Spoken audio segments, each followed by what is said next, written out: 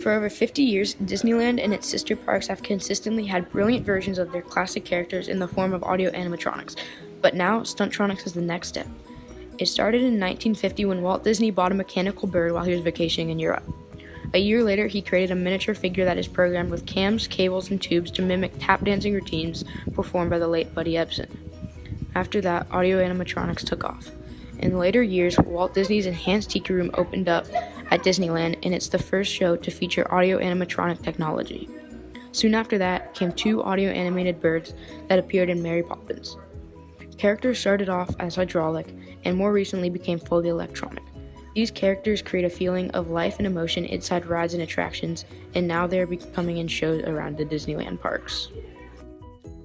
Stuntronics started out as a metal brick called Project Brick.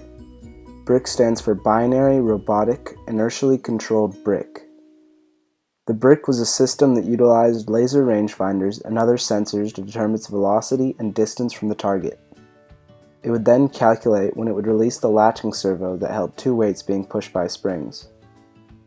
This would change its center of gravity and alter its path mid-air to execute the desired landing. From Project Brick came the Stickman. Stickman was a metal rod accompanied with sensors and hydraulic joints in which programmers and engineers molded into a sort of robot leg that used laser rangefinders to determine how close it was to the ground and at which time it needed to release and contract in a flipping motion. As Stickman quickly evolved, it gained a more human-like figure that was being flung higher and higher in the air. Now equipped with an accelerometer, gyroscope, and arrays of a laser rangefinder, came the humanoid stunt robot that swings 60 feet in the air and does flips, poses, and tricks. The secret of the Stuntronics project, as it's called, is a system of accelerometers and gyroscope arrays that control the way the robot spins, and laser rangefinders, which determine its distance to an object. The self-correcting system allows the autonomous robot to control its pose, rotation, and center of mass to land aerial stunts on target. Imagine an animatronic Thor with the help of its hammer, or one of the heroes from The Incredibles soaring through the air and making a perfect superhero landing right on cue. The desired outcome of these robotics are working humanoids that can perform stunts that the classic audio animatronic cannot, and bring the viewer's experience to life. The audio animatronics are great, but what they fail to capture is the excitement and action-packed fun of the characters that they are portraying. That action-packed fun is what Disney hopes to depict with the Stuntronics. Most of all, they want to meet the viewer's expectation of the characters that get set on the big screen.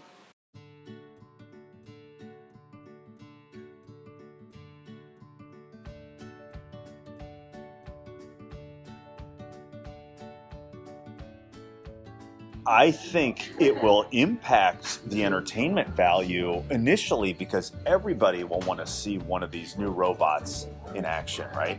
Just like it's now 40 or 50 years ago when they had the very first animatronic Abe Lincoln, which by our standards was ridiculously lame, but people lined up to see just his mouth and his head move a little bit. It's going to be the same deal now with these.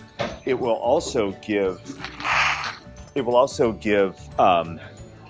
Disney the opportunity to run more shows per day, I suppose with more consistency, because either they're going to replace the human stunt people or they're going to mix these in with human stunt people.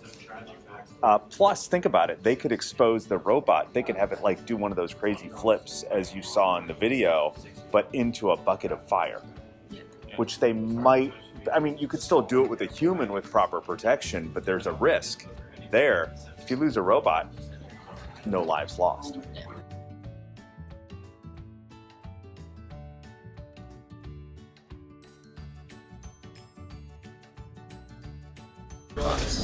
I think so. So if you take what the Stuntronics technology seems to bring to the table, and then you blend it with what Boston Dynamics has done with their Atlas robot, which is a bipedal, so walks on 2 legs, upright, untethered robot that can navigate obstacles indoors, but can also go for a walk in snow and ice.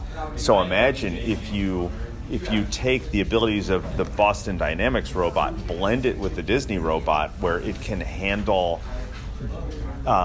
managing a flip and landing in a specific spot and repeat it over and over again, that's crazy. It would yield a very capable and, in terms of Hollywood science fiction, a very scary robot.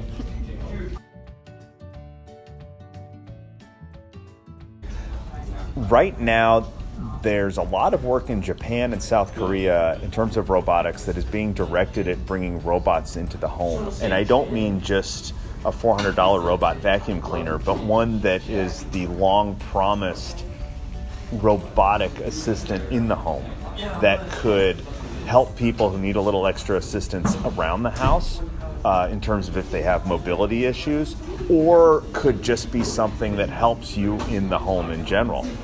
Japan is looking at this very specifically because their population is aging, and there are already more older people in Japan than younger people. So they're figuring out, how do we develop robot caretakers to take care of their population as they get older.